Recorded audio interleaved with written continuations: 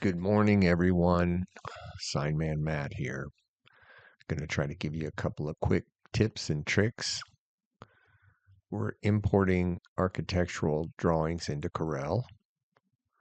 You know, they're typically 24 by 36, and we got to get it on a tabloid size piece of paper. Boss is breathing down your neck. What's taking so long? Okay, well, let's don't get off on a tangent. So, keyboard shortcut. I'm going to have my keyboard, or I think my keystrokes pop up on the screen. And I don't know, I thought maybe my cursor was going to be different, but I'm new at this, so bear with me. Anyhow, I'm going to show you how to import architectural drawings into Corel. I like the keyboard shortcut for import, Control I. Then I go find my architectural drawing here. Now, this question of do I want to import it as text or curves? Well, I like to import it as text, but often that has the typical Corel warning that you have missing fonts or mixed matched fonts. I usually just blow past that dialog box because, again, I still like text to be editable. But if it's giving you fits, try importing everything as curves. Now, there's the warning. I don't care.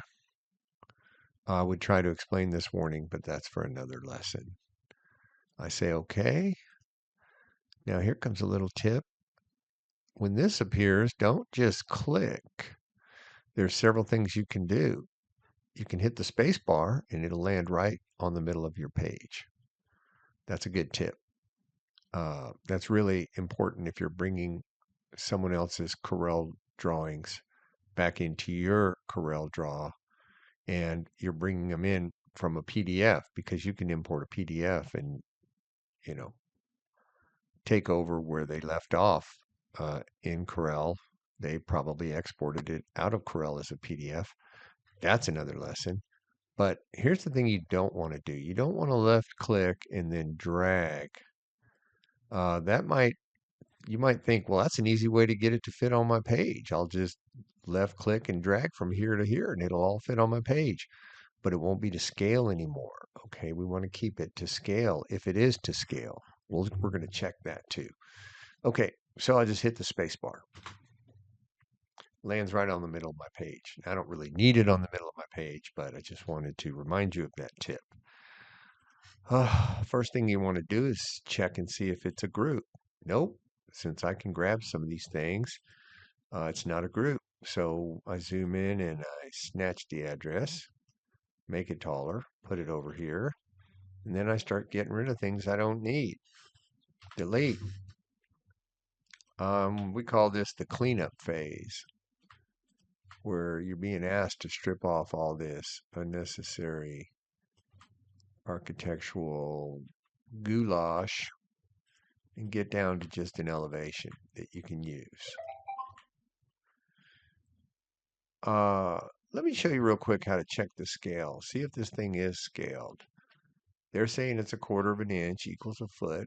I'm in 1/4 of an inch equals a foot up here. That's another lesson. I'm going to show you how to put this handy scale changing icon right here. Pull down menu. If you don't already have that handy for you, I'm going to show you how to put that there. Okay, so it's supposed to be 10 feet. Well, it's supposed to be 8'10" from this line to this line. So we take a box and we grab it and we let it snap to the line. Just another quick side tangent is make sure in the view snap to you have checked snap to objects and you have checked snap to guidelines. Might need to go back and check that again since, yep, okay, both are checked. I like having both those checked when I'm working. Again, take a box and snap it to this line and snap it to that line. And then read up here, it's 104.76. Now, is that 8'10"? No, it's supposed to be 106. It's 104.76. So I guess I'm going to have to stop right now and teach you how to scale this drawing. I'm going to delete a little bit more of this stuff. I want to keep that. Delete this. And see if you do work on it away from your page,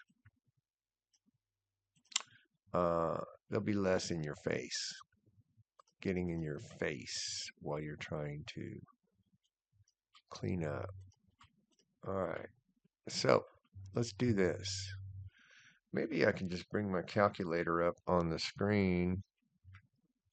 Yeah, here we go. So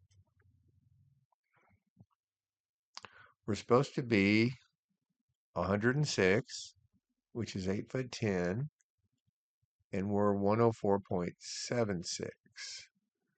So we're not big enough. 104.76. So I take 8 foot 10, which is 106, and divide it by 104.76, and it equals. Now move that decimal point over 2 places to the right, and we're going to enlarge this 101.18%. 101.18. Okay, so we marquee grab everything, and 101.83, if I remember right, percent. Make sure they're both locked together, height and width. Hit enter. There we go. It was just a little increase, and that's all we wanted. We go back and check our red box. 106.67. So I must have messed up somewhere. 101.18. No, wait. 101.18. That's where I messed up. That's okay. I'm just going to go with a Control Z and do it again. 101.18. Slight little increase, and this should be 106. There it is, 105.996. That's close enough for government purposes. So we have scaled this up to a 1/4 inch equals a foot. Now, ultimately, it's not going to fit on my page very good. It's too big. So I'm going to show you a quick way to scale it to 3/16.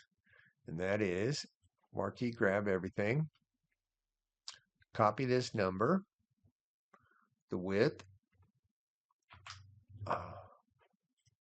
switch your scale to 3/16. Grab everything. Make sure they're locked, height and width. Paste that number back in here. And now our elevation is scaled 3/16 equals a foot. Again, this will be 106 or 105.996. Good enough. And we're off to the races. And since this did come in as text, I can change the scale here to 3/16.